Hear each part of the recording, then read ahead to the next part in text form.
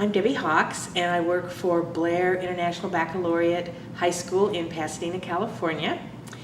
And I worked there for 2.5 years as the science teacher for the Health Careers Academy, which is now changing into a Health Careers and Medical Technology pathway. About 2.5 years ago, I believe it was the end of October or 1st of November, I was actually working in a middle school, had a credential in biology and chemistry, and had clinical chemistry background through a hospital, and they showed up at my door from my district and said that they were really looking for a teacher at a local high school who had enough background to do health careers science plus a biotechnology class.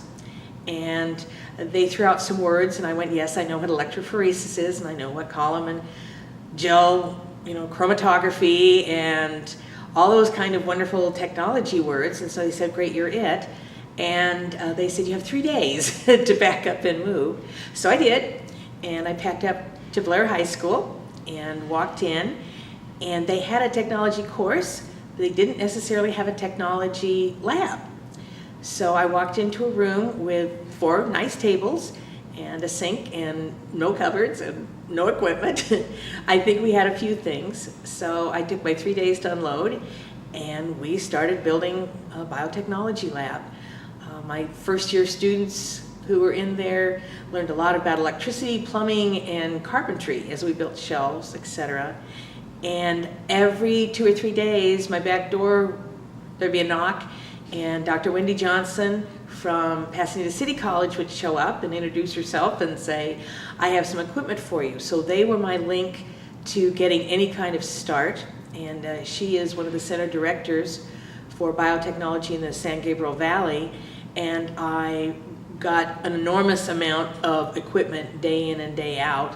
There were a lot of things I didn't get, and so we started scrounging, but I have to say that my connection with Pasadena City College, I couldn't have done it without that. I'd already had some training in biotechnology, not through my college or my career, but through the Amgen Bruce Wallace program. I'd taken training in that because I thought that would be fun to introduce to my middle school students. And that was really the main extensive equipment that I had.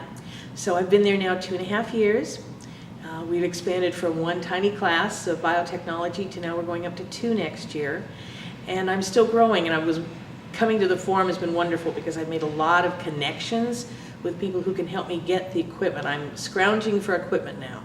I have a textbook, and I know the labs I want to do. I just have to find the means to do it. And without financial support, because our area is really hard hit, I'm looking for everything. My students refer to us as a Salvation Army lab because we get the hand-me-downs.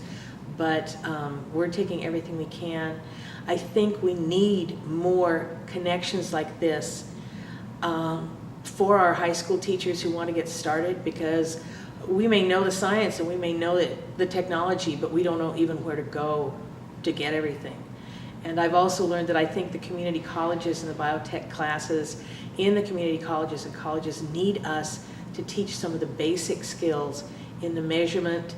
And we had a wonderful session here about learning the basics and learning the standard things you need to go on. And I think the high school, especially since we want to go college to career or career to college pathway, is the place where we need to get the basics down so our kids are ready to go, don't have to take remedial classes in junior college. And I'm more excited about going on now. There are about 70 participants here, and I think only 4 or 5 of us are high school teachers, and I think we need to get out there to our high school teachers and recruit them to be part of the pathway to get our kids into biotech.